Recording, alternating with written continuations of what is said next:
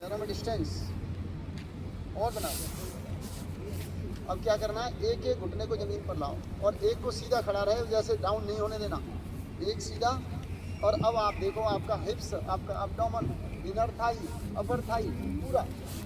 इसमें सांसों को कैसे करना है, कब सांस अंदर लेनी है, कब सांस बाहर? इसको कभी भी कर सकते हैं, भोजन के बाद तो कोई आसन होते ही नहीं 3 घंटे। सांस का क्या है? सांस नॉर्मल। यदि आपको प्राणायाम बंद करना है तो सांस को आप इसमें जोड़ सकते हैं। सांस लेते हुए, सांस निकालते हुए नीचे घुटना करो, सांस लेते हुए ऊपर आ जाओ। 1 by 1। जमीन पर बैठो, हिप्स जमीन पर, घुटना जमीन पर। अब इसके आसन में आया, चलो थोड़ा सा आराम कर लेते हैं, थोड़ा आराम कर लो। आराम करने के लिए बैठ जाओ कागासन में। अब इसमें ज़्यादा मोटे मोटे लोग हों जो नहीं हो पा रहे हो तो एक दूसरे के आमने सामने हाथ करके एक दूसरे के हाथ पकड़ लो। और जब इसमें बैठ गए तो पेट को सुंदर बनाना है, उदराकर्षा आसन। पेट को आकर्षक और सुंदर बनाना, तो दोनों हाथ घुटने पर रख लो। अब लेफ्ट पैर को बिना हिलाए राइट घुटने को लेफ्ट पैर के पास ले जाओ और पीछे घूम जाओ। ये मुश्किल है।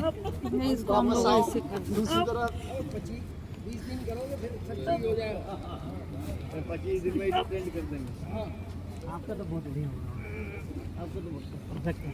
निरंतर अभ्यास करत करत अभ्यास के जड़ होत सुजान, रसरी आमद जाते सिमर हो निशान। ये हो गया उदराकर्षा आसन। चलो भद्रासन और करते हैं और फिर पढ़ाई पर आते हैं। दोनों पैर को तलवे मिलाओ, अंगूठे बराबर, हाथों से लॉक करके पंजों को पकड़ो। अब सांस को अंदर भर के अपने घुटने जमीन से लगा दो, कमर सीधी और घुटने जमीन की ओर दबाओ, पूरा घुटने नीचे लग जाए, लगाओ वापस। तो कपालभाति बहुत कर लिए, बाह्य प्राणायाम कर लेते हैं।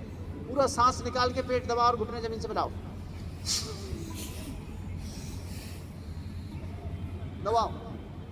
आपकी एड़ियां जंघाओं को छूती रहे तो बहुत बढ़िया।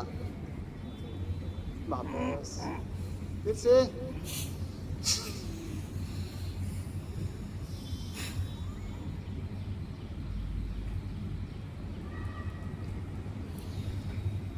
ये हो गया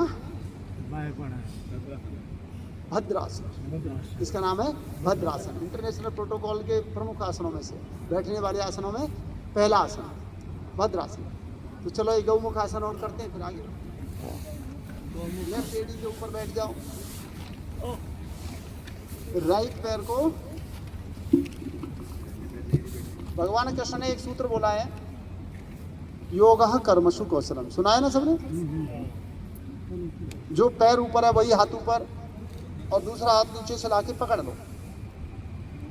योगः कर्मसु कौशलम का अर्थ क्या है गुड़िया? नीचे से ले जा हाथ, नीचे से ऐसे। योगः कर्मसु कौशलम क्या अर्थ है इसका? चलो इसमें कपालभाति कर सकते हैं। अपने कर्म में कुशलता ही योग है। अपने कर्म में कुशलता ही योग है। अपने कर्म की कुशलता ही योग है। इसको थोड़ा सा ठीक कर लो। अपने कर्म को कुशलता पूर्वक करना ही योग है।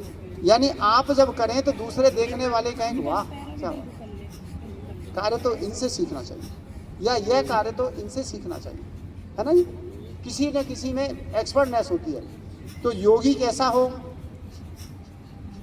कि जब आसन कराए तो लोगों को लगे कि ये तो कोई फिटनेस का टीचर है, और जब योग दर्शन पढ़ाए तो लोगों को लगे कि ये तो कोई फिलॉसफी का टीचर है, कहीं गुरुकुल वगैरह में पढ़ाता होगा। लेकिन जिस दिन आयुर्वेद पढ़ाए तो लगे कि ये कोई आयुर्वेदाचार्य है ना? जिस दिन गीता हाथ में दे दी जाए तो लगे ये तो गीता का विद्वान है। लेकिन रामायण हाथ में ले ले, रामायण तो इसे भगवान कृष्ण ने क्या कहा? योगः कर्मसु कौशलम, अपने कार्य को कुशलता पूर्वक करना। और